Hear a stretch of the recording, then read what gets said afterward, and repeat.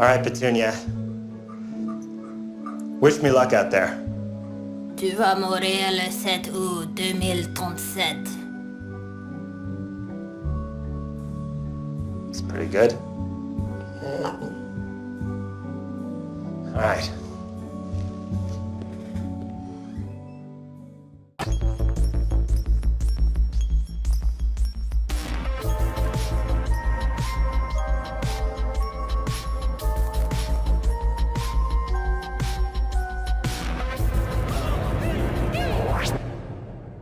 One cop would just walk in and be like, "Detective, we found a pool of the killer's blood in that hallway." And he would just be like, gross.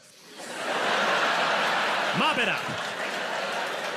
Now then, back to my hunch. Look for clues. I'll tell you what we'll do. We'll draw chalk around where the body is. That way we'll know where it was. I love Ice-T on SVU. He is fantastic. He's awesome. What's so great about him is that he's been with the SVU for like 11 years now. But he still treats every case like it's his first in terms of total confusion. I mean, imagine you're me. You're a 22-year-old temp, and you're so hungover, and you just want to die every day. And then that happens in front of you, and I don't know, gives you hope? And one weekend, he and his wife decided to leave town, which you should never do if you're an asshole. Hi. No, really, and I don't like confrontation, because I've never been in a fight before.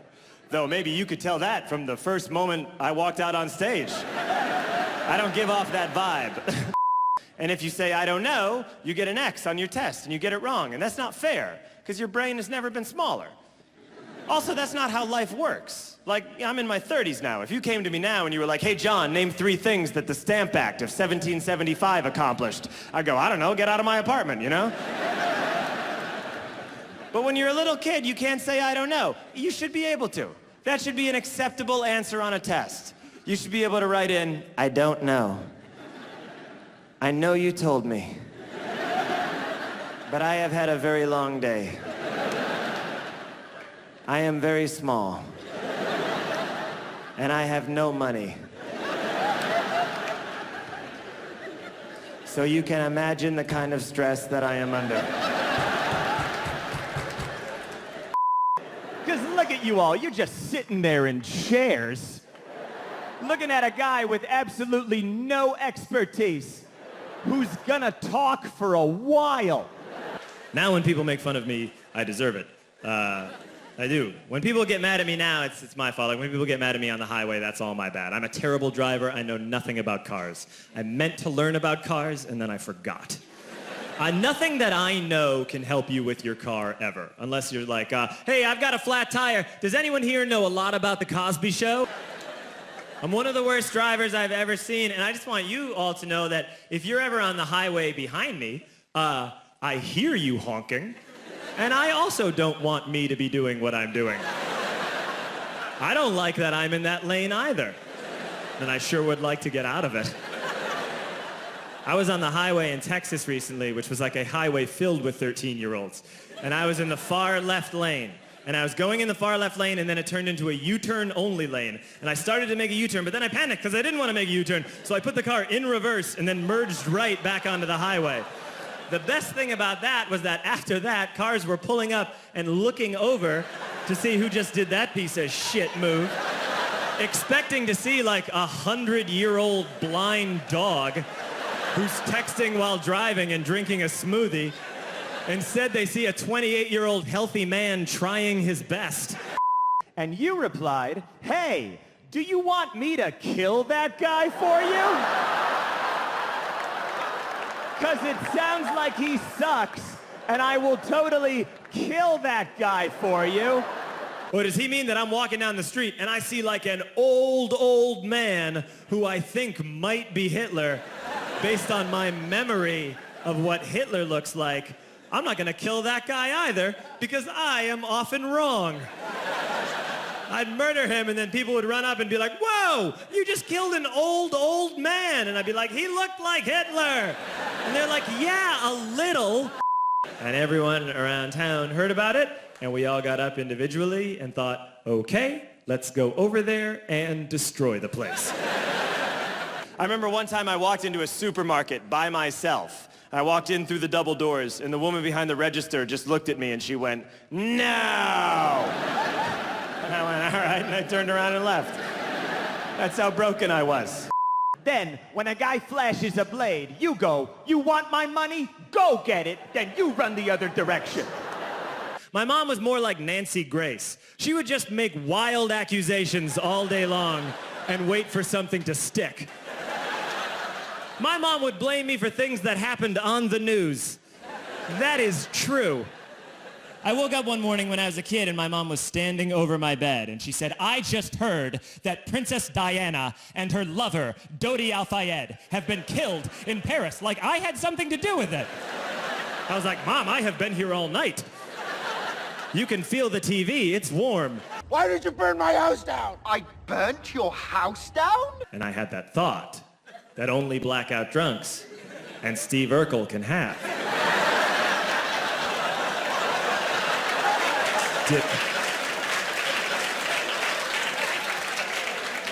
Did I do that? No one cared what I thought. Sometimes people would say, "What do you think you're doing?" But that just meant stop. They didn't actually want to know my thought process. I try to stay a little optimistic, even though I will admit, things are getting pretty sticky. Mary, don't you see? I'm a duck now. And to prove it, well, I'll say just about the most famous catchphrase a duck has.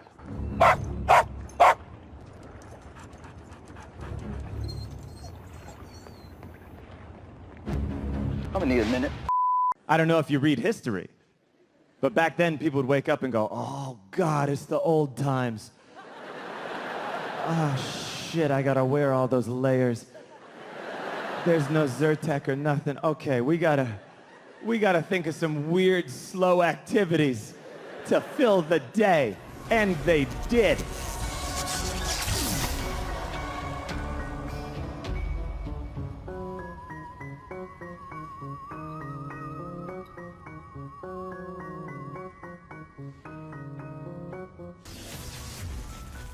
That's a bad thing to see.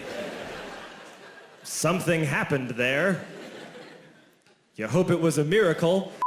I was sitting up in bed a few weeks ago like, life.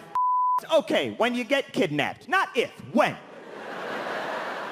Okay, so when you get kidnapped, the place where the guy grabs you, in the biz we call that the primary location, okay? Your odds of coming back alive from the primary location, about 60%.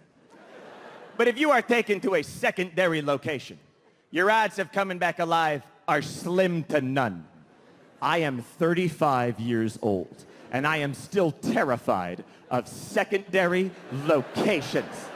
If I'm at a place, I never want to go to another place. Tip number 2, street smarts. Let's say a kidnapper throws you in the back of a trunk. This was at 9 in the morning. Let's say a kidnapper throws you in the back of a trunk. Don't panic. Once you get your bearings, find the carpet that covers the tail light. Peel back the carpet, make a fist, punch the tail light out the back of the car, thus creating a hole in the back of the automobile. Then stick your little hand out and wave to oncoming motorists to let them know that something hinky is going on. Let's change the subject. Why are we even talking about Penelope or whatever her name was? I didn't kill her. Whoever did kill her only did it to protect her from this world. None of us really know our fathers. Anyway. My dad is so weird. I'd love to meet him someday. It was such a weird interaction that I wasn't sure if it actually happened.